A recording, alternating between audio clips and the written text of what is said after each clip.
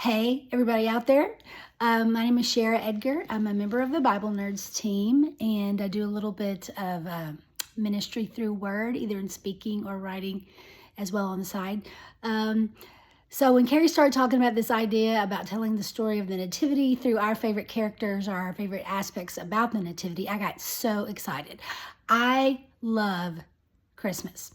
I mean, everybody says that, right? But I love Christmas. I love everything about it. I even love the stress of Christmas. I'm beginning to learn about myself. But I do. I love the planning. I love the gift giving. I like the gift getting.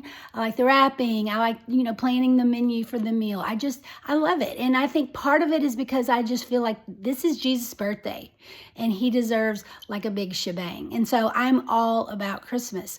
And so I got really, really excited when Carrie mentioned and asked me to be part of this and wanted me to talk about one of my favorite things about Christmas. And I just thought, gosh, how do you pick your favorite thing about Christmas? Because, the truth is there's lots of great stories that happen around Christmas, right? Some of them are real life stories that are very moving and touching. And some of them are, fictional things like, I've been watching on, Hallmark Channel. Maybe you are too. Like you're watching one and you're recording two others. So the Christmas season is full of great stories. But for the believer, the Christmas story, the Nativity, is the story, right? It's our story. It's the story of the beginning of our redemption and our reconciliation with God. And so how do you pick? Well, in the meantime, my husband and I went to New York City. We have a child that lives there, and I was able to go for the first time, believe it or not, as many times as I've been to New York, to see the Rockettes, and I got to see their holiday spectacular. And y'all, I am such a dork because I sat there and I just fought back tears the whole time. It was just moving and it was just exciting and sweet and wonderful and just all the things. And they even have this like really great section, just the Nativity, and they read straight from the Bible. So I'm like, you go Rockettes, this is great. So it was wonderful. And so that got me thinking Christmas spectacular about the angels that were involved in the Nativity. So that's what I'm going to talk to you about today, is about the angels. Now, I'm going to give you a little disclaimer. Because I love stories, my brain sort of works in story mode, okay? So I'm going to give you some facts that the Bible tells us about angels, but then some of this is, it could have happened this way, or maybe it just happens this way in the mind of Sherra. I don't know which one. But anyway, I'm excited. So first, I want to talk to you just a little bit about angels. We don't know a whole lot about angels, but we do know some things. We know that they are created beings, so they're not like man, they're not born, but God created them, and he created them to do his work. So he created them to do all sorts of different jobs. I think of the angels that were the messengers, and so they're a big part of the Christmas story that we're going to talk about. They're also warriors. We think of Michael, we think of in Daniel where it talks about that God had to send angels to fight, and that's why they were held up for so long. And so they have other jobs of just being a guardian. You hear about your guardian angel. You hear about, how they're watching out for us, how God can dispatch angels to a certain situation or to a person to give them aid. We see that he did that with Jesus when Jesus was tempted. So angels are spiritual beings for the most part, like God the Father, but they do and can and have taken on human form at different, times in their existence. And so they're just these like really cool spiritual beings hanging out in heaven and waiting for a job from God. And we actually know that Satan himself is what we call a fallen angel. He started out as Lucifer. He was like this really, beautiful worship leader angel. And that's another big job the angels have, is just to worship God. The Bible tells us that there will be cherubim that just, are constantly holy, holy, holy is the Lord. But he got a little bit too big for his britches and he wanted to be greater than God. So as we know, God cast him down. That was it for Satan. So the angels that we're going to talk about today are going to be the messenger angels, because they had a big part to play in this nativity story. And so I've named my little segment here, Heaven's Christmas Spectacular. Okay.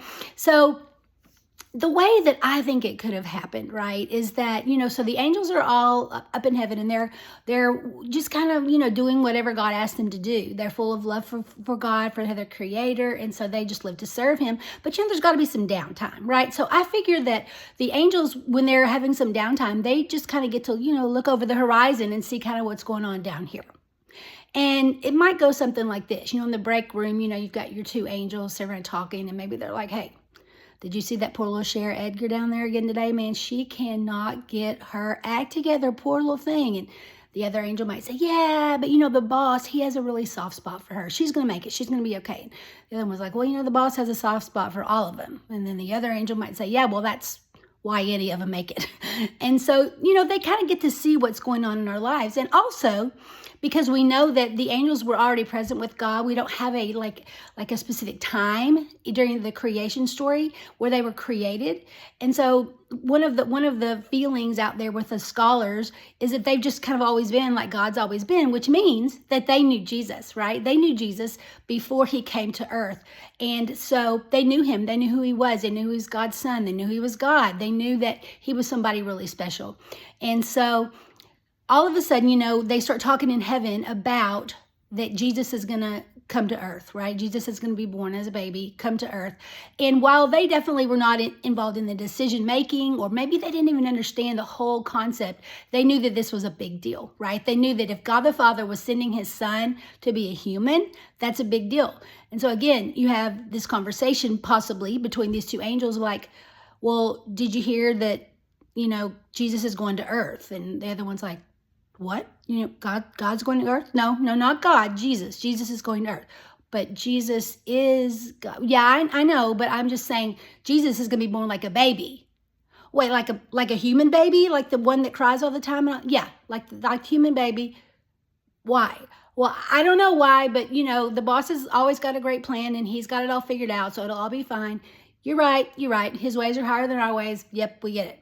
So, and then God, at some point comes to the angels and says, look, I need messengers. I need messengers who are going to be a big part of this nativity story. So you guys get ready. You guys get it all together, and I'm going to let you know when it's your time.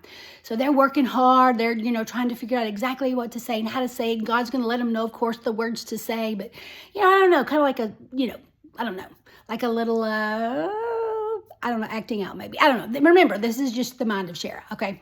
So anyway, it comes time for the big day. And, God's got everything planned to the minute, right?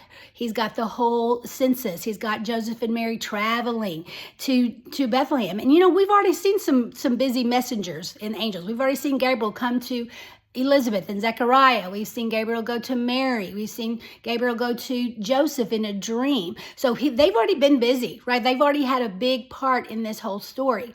But all of a sudden, it's time for Jesus' birth. It's time for Jesus' birth.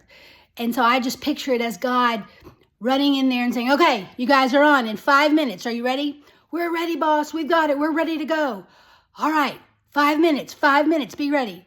And God starts to walk off, and then he turns back and he says, hey, guys, it's my son's birthday. Let's jazz it up a bit. We got you, boss. So you got the shepherds. Everything is quiet. And then here comes the first angel. And it's so funny because every time you see an angel in the Bible, it's always, fear not, for there's nothing to be afraid of. So they must be sort of like, terrifying, ominous. I don't know what the right word is. Creatures, beautiful, of course, we know. And so he's like, unto you is born this day in the city of David a Savior who is Christ the Lord. And the shepherds are like, what is it? What is the guy talking about? What do we do?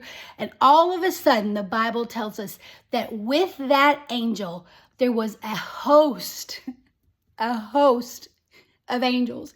And I've been doing a little research, and that can mean up to, we know it's an immense number, but we don't know the exact number of the host of heavenly angels, but it could be up to 100 million. I mean, can you imagine the sky lit up and what that was like? And to me, that's just heaven's spectacular, because this is the birth of the Messiah. And while there are so many beautiful things about the humility of Jesus' birth and the humility of Jesus himself, this night, this moment was heaven's Christmas spectacular, because they were announcing the birth of Jesus. And that's why I love the angels at Christmas. I hope you guys have a great Merry Christmas, and that you'll remember to celebrate Jesus and his birth in a spectacular way this year. Merry Christmas.